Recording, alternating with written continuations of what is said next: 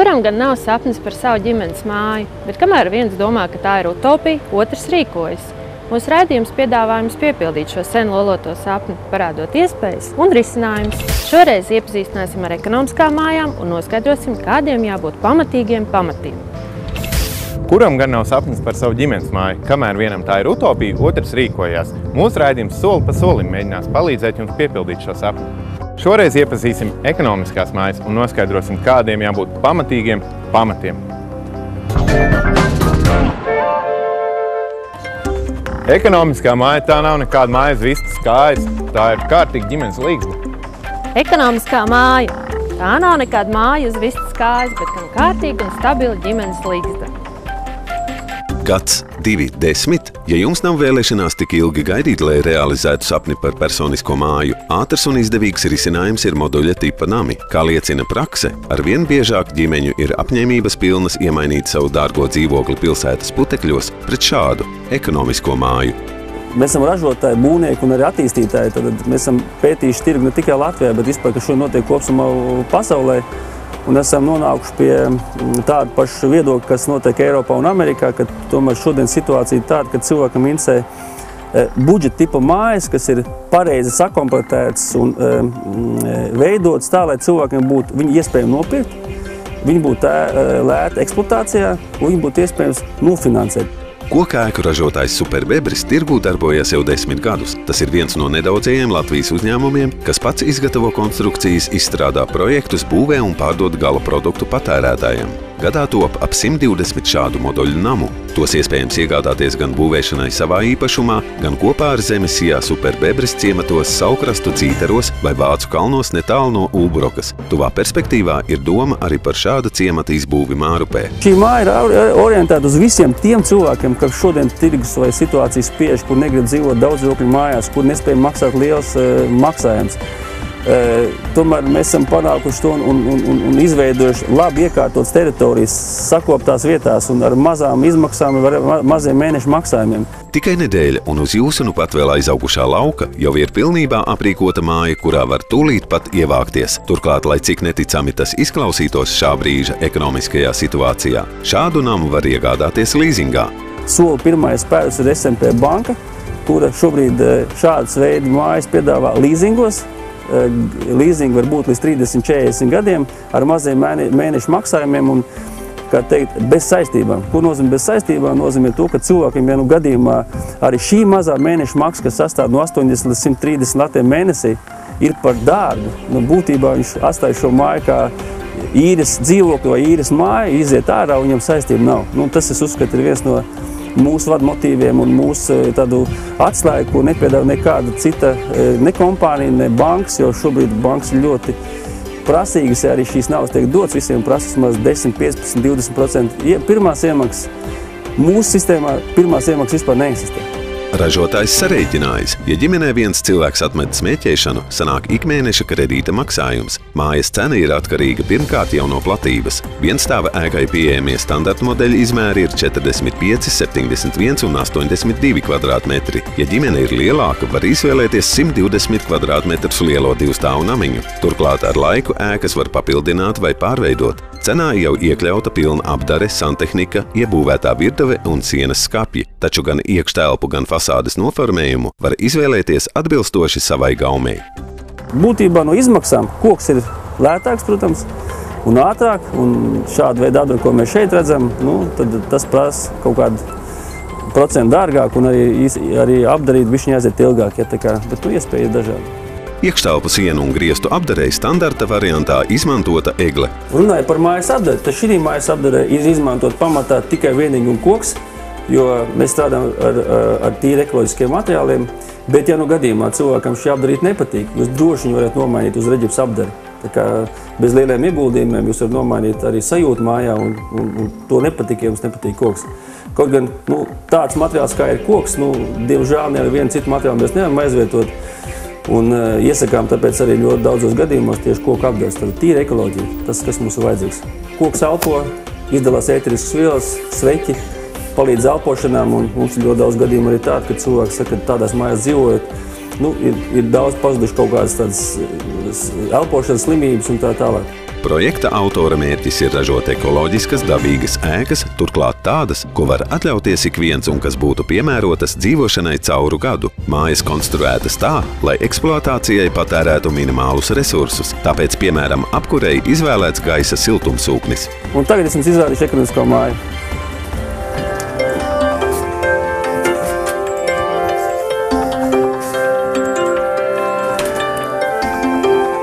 Tā. Sāksim varbūt ar pašu galveno telpu. Tad šī telpa ir domāta kā viesistaba kopā ar virtuvi, kas šobrīd nav mazsvarīgi, jo tendence tirgu ir tāda, ka cilvēkam vairs nepatīk noslēdz atsevišķu virtuves, bet virtuvi kopā ar viesistabu. Un, kā jau es minēju, tad mēs esam šī māja jau paredzējuši kaut kādu minimālo programmu, virtuvi, iebūvējumos sienas kaps. Virtuve šobrīd ir izveidot minimālām prasībām, ko cilvēks pēc tam var katrā ziņā arī pilnveidot. Tad šobrīd mums iekšā ir visa tehnika, izņemot leduskapi un izņemot traukmašīnu. Bet pamatā visas nosūkšanas sistēmas, jau ēst vārīšanas vai gatavošanas ūdeņi, visi pieslēdz sagatavot tā, ka principā šodien jūs varat nākt iekšā un šo virtuvi izmantot. Ja? Tad viesistabai izveidos tā, ka mēs varam iziet arī ārā uz terasīti, tad vasaras variantā mēs izējam ārā. Varam mierīgi brokstot vai pusdienot ārpusē uz terasī, kur patīkamākā rīta brokastis vai vakariņas paēst kopā ģimenes terasi. Paskatīsimies, kas mums šeit. Tā, šeit mums ir izveidota vansistaba, kura būtu arī, protams, dažādā komplektācijā, bet šī gadījumā ir dušu, senu medlu plus vieta, kur pieslēgt veļsmašīnu, ūdeni, ventilācijas sistēma, ja, tas ir tas, kas šobrīd ir šī mājas senā iekšā un pilnīgi, kā teikt, eksportējums kurā brīdī. Ja. Un šī telpa mums ir paredzēta kā neliela katla telpa, noliktava. Katrā mājā tāda telpa nepieciešama un pie šīs mazās kvadratūras mājas šī telpa ir ideāla tādā vajadzībā. Mēs esam ienākuši tajā guļamistabā. Šai mājai mums ir 3 guļamistabas. Kā teikt, ģimenei tomēr ir nepieciešams 3 guļamistabas, jo pamatā mēs jau jūtam tirgū, kad ir mājas ar 3 guļamistabām vispieprasītākās, jo tomēr, ja ģimenei ir bērni, tad tas vecākam bērniem ir 2 bērni, tad katram ir savu, un tas ir šobrīd nepieciešamais tas, kas tirgū ir prasīts. Ja. Pie tā mēs pielāgojamies un tādā veidā mēs ar šīs mājas veidojam. Ja. Šeit mums viena no guļamistabām arī varbūt vairāk pastāstīšu, tad mēs katrā guļamistabā, katrā telpā esam ieplānojuši šo sienas kapi. Lai cilvēkiem nebūtu jādomā, kur ko izvietot, tad mēs esam pārdomājuši jau katrā telpā, kāds viņš varētu izskatīties, cik viņam būtu jābūt ietilpīgam, lai pietiktu katrā telpā izvietot kaut kādas mantas. Un līdz ar to tā māja ir kopsumā aprīkota gan ar mēbelēm, kā redzējāt, gan ar virtuvēm, gan ar nepieciešamo santehniku. Un māja tā sagatavot, ka cilvēks var nākt, kurā brīdī dzīvo.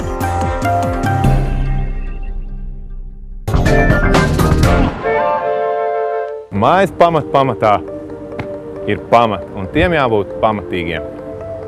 Mājas pamatā ir pamati. Tiem jāatbilst vairākiem kritērijiem, bet pats galvenais tiem jābūt stipriem. No mājas pamatiem atkarīgs tas, vai tā ar laiku nesāks staigāt. Tas ir pats galvenais, lai māja stāvētu stabili. Lai saprastu, kādu pamatu veidu izvēlēties un cik vispār konkrētā zeme ir piemērota mājas celtniecībai, vispirms jāapzina, kāda ir grunts. Tās izvērtēšanu vēl pirms zemes iegādes var uzticēt būvinženierim vai arhitektam. Noskaidrot, kāda grunts ir jūsu noskatītajā teritorijā, var vēršoties būvvaldē.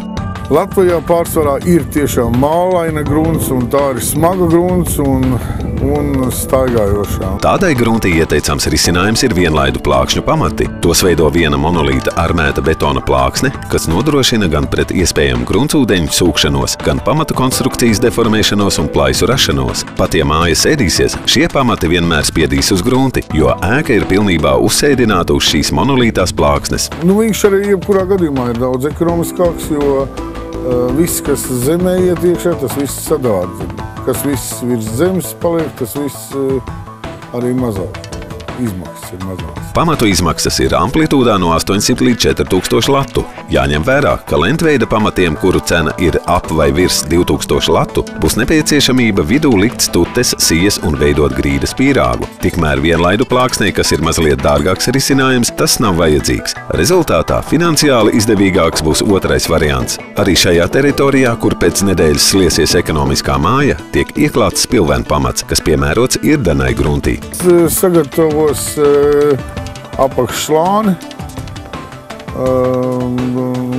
lietēs zemi, tad arī šķēmu slāni, un tad sāks armēt un veidnis uzstādīt, un tad ielies gatavu betonu, ko atved centralizēti. Latvijā līdz šim izplatītākais pamatu veids ir bijis lentveida, uz kura šobrīd sēž lielākā daļa ēku. Pamazām gan šis risinājums sāk iziet no modes, jo tam ir vairāki mīnusi. Viens no galvenajiem ir saistīts ar iespējamiem pūšanas procesiem, ko laika gaitā var radīt mitrums. Cita risinājums ir stabu pamati, kas veidoti no balstiem, kurus ierīko zem sienām. Taču, ja grunts ir īpaši vāja, piemērota būs pāļu sistēma. Pāļi var būt inicējami, sitami vai skrūvējami un mēdz būt izgatavoti gan no koka, gan tērauda, betona, celsbetona vai šo materiālu kombinācijām. Var gadīties, ka tie jādzen pat 15–20 metru dziļumā. Tas rezultātā ir diezgan dārgs prieks, tāpēc vēlreiz vērts atcerēties, cik svarīgi ir izvērtēt pamatnes īpašības pirms īpašuma iegādes.